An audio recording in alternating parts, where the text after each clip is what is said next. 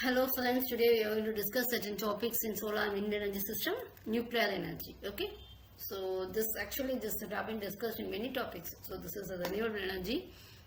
So your nuclear power plant will be working in a similar way as a thermal power plant. The difference is between the fuel which they are using to heat the water.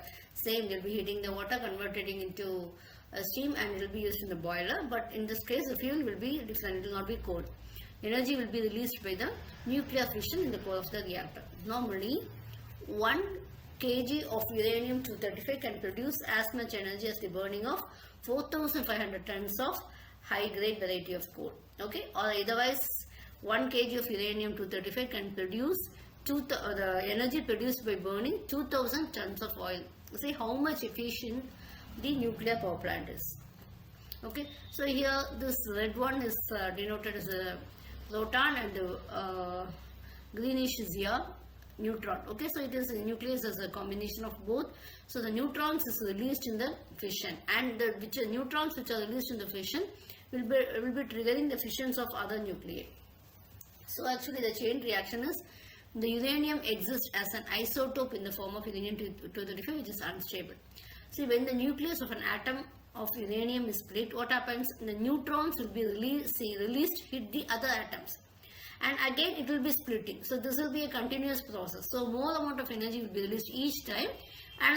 When an atom is splitting, each and every time what happens actually? This more amount of energy is splitting, and this is actually, if we are not controlling, it will be a chain reaction. Okay, so you don't know how much enormous of amount of energy will be released, so we have to control this. Since it takes place spontaneously, one behind another, it is called as a chain reaction.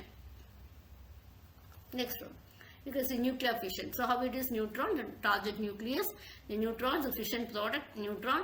Again and again the neutron is being released. Okay, we get the fission products, and for each stage some enormous amount of energy is being released. Okay, so heavy nucleus split into 2 or more parts in order to become more stable. So proton, neutron, then consists of proton 92 nucleus, and barium 141 nucleus.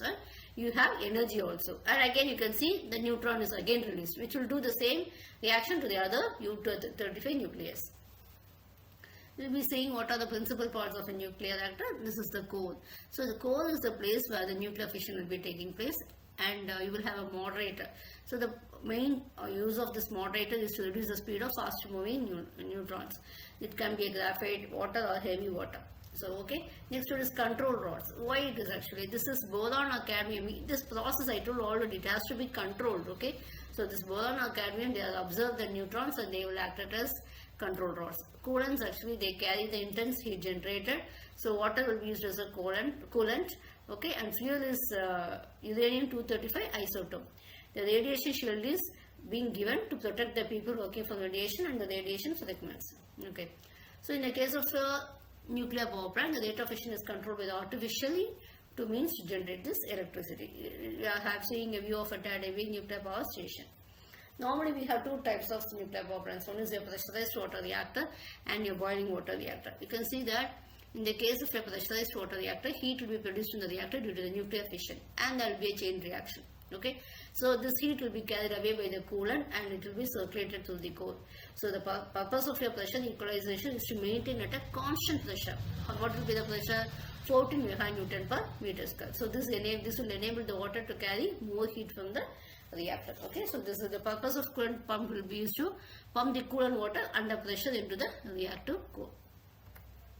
Next one will be a boiling water reactor. So here what it is, the water is circulated through the reactor, it will be converted into water steam mixture.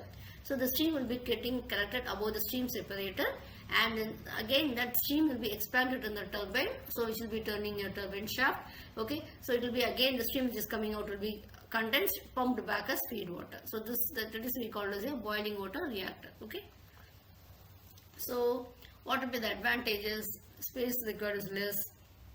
When you take it as your thermal power plant, your space will be less. Okay, it's the only source you can, at a reasonable cost you can do.